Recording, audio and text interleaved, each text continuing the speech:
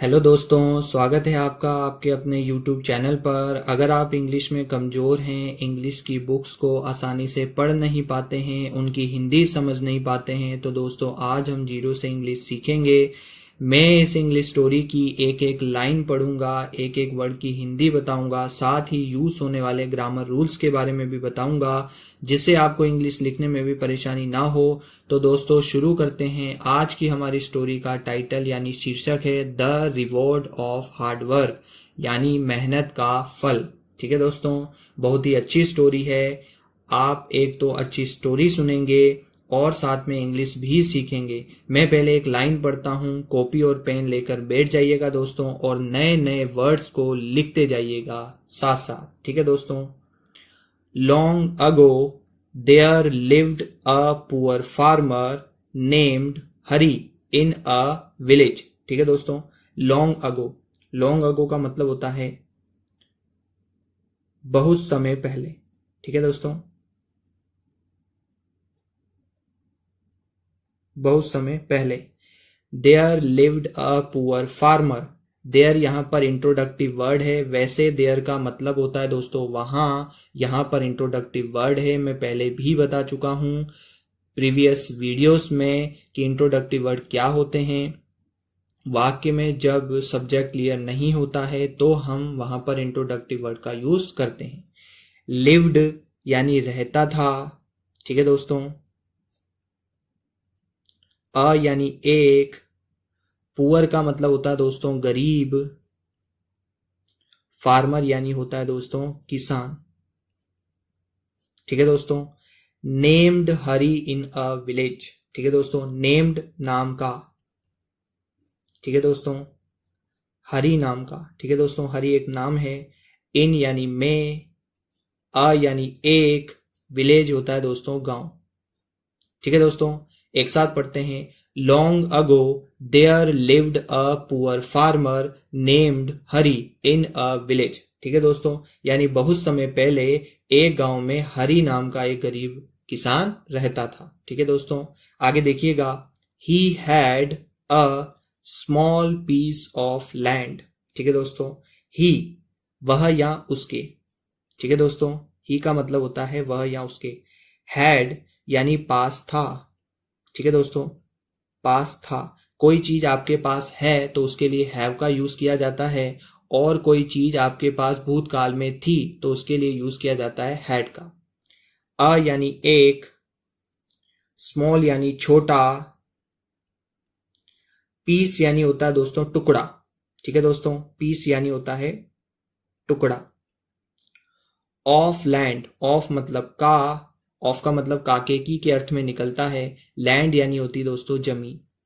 ठीक है दोस्तों, एक साथ पढ़ते हैं। He had a small piece of land, यानी उसके पास जमीन का छोटा सा टुकड़ा था। ठीक है दोस्तों, आगे देखिएगा।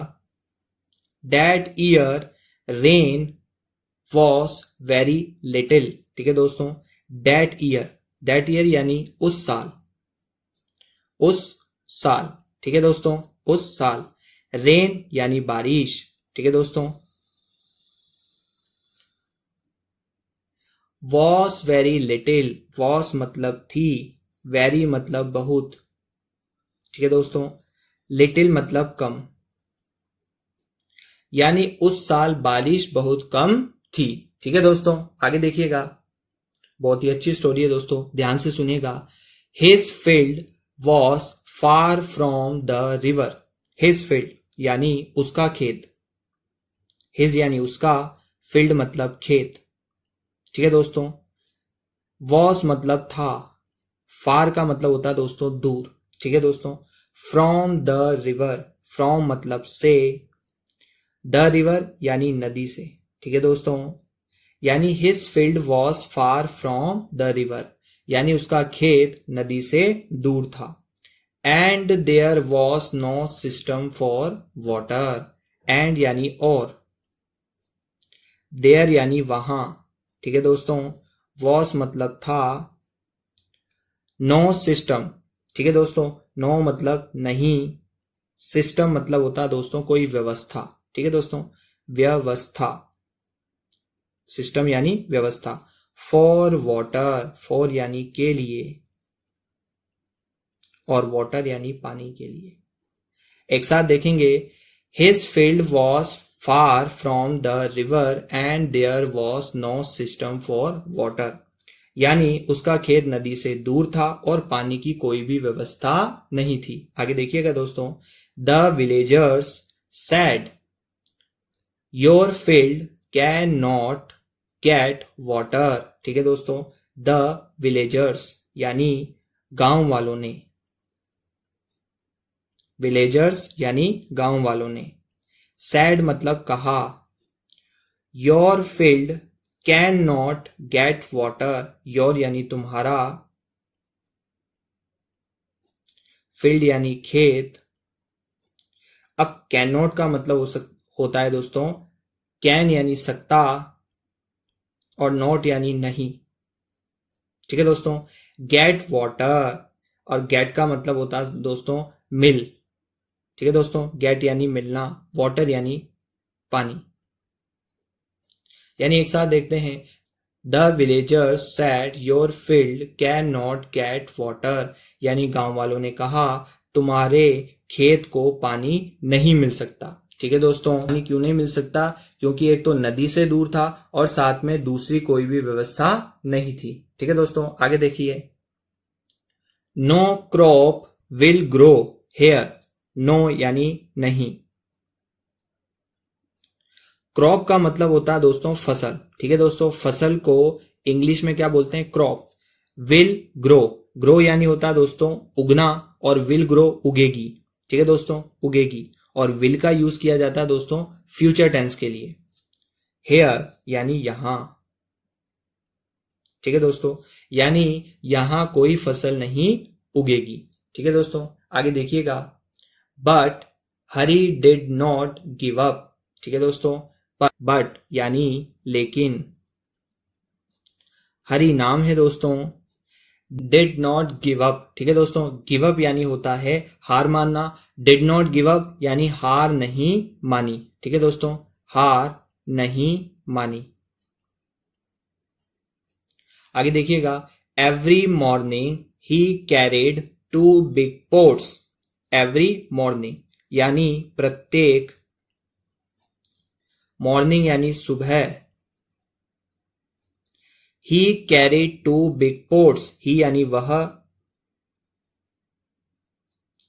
कैरिड उठाकर। ठीक है दोस्तों, कैरिड यानी उठाकर, 2 यानी 2, बिग यानी बड़े, पोट्स मतलब होता है दोस्तों घड़े। ठीक है दोस्तों, मिट्टी के जो घड़े होते हैं उनको हिंदी इंग्लिश में क्या बोलते हैं दोस्तों? Pots. And walked to the river, and यानी और, walk to the river, river यानी होती दोस्तों नदी, और टू द रिवर नदी की ओर। ठीक है दोस्तों, और वॉक मतलब जाता। ठीक है दोस्तों, यानी एक साथ पढ़ेंगे, every morning he carried 2 big pots and walked to the river. ठीक है दोस्तों, यानी हर सुबह या प्रत्येक सुबह वह 2 घड़े उठाकर नदी की ओर जाता। ठीक है दोस्तों, आगे देखिएगा, he brought water many times a day. ठीक है दोस्तों, ध्यान से देखिएगा, ही ब्रॉट, ही यानी वह, ब्रॉट का मतलब होता है दोस्तों लाया, वाटर यानी पानी। ठीक है दोस्तों, मैनी टाइम्स, मैनी टाइम्स यानी, मैनी यानी कई, टाइम्स यानी बार। ठीक है दोस्तों, अ डे यानी दिन में, अ डे यानी दिन में। ठीक है दोस्तों, यानी he brought water many times a day, यानी वह दिन में कई बार पानी लाता था। And poured it into his field, and यानी और, poured यानी डाला, it मतलब इसे।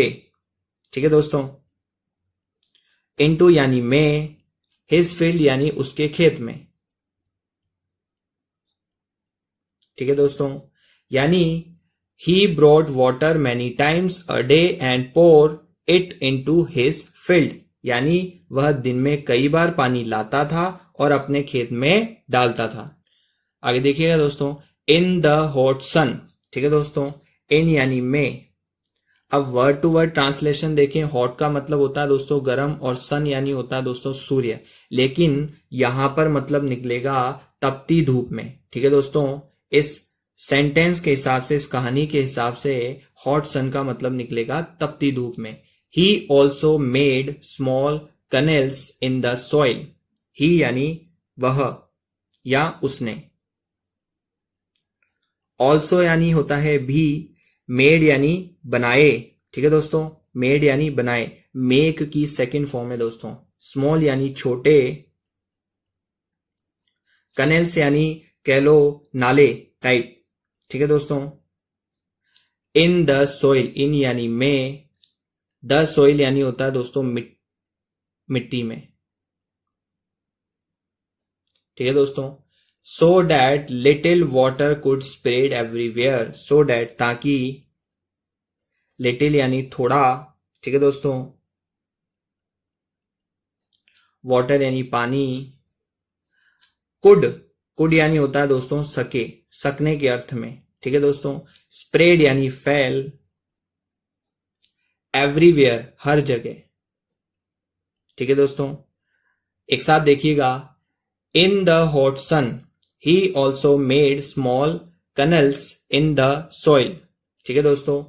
सो that little water could spread everywhere, इसको क्या पढ़ते हैं दोस्तों, स्प्रेड। इसका मतलब क्या निकलेगा, यानी तपती धूप में उसने मिट्टी में छोटे छोटे नाले बनाए ताकि थोड़ा थोड़ा पानी हर जगह फैल सके, ठीक है दोस्तों। आगे देखिएगा, the villagers laughed and said Hari, आगे देखिएगा दोस्तों, द विलेजर्स यानी गांव वाले,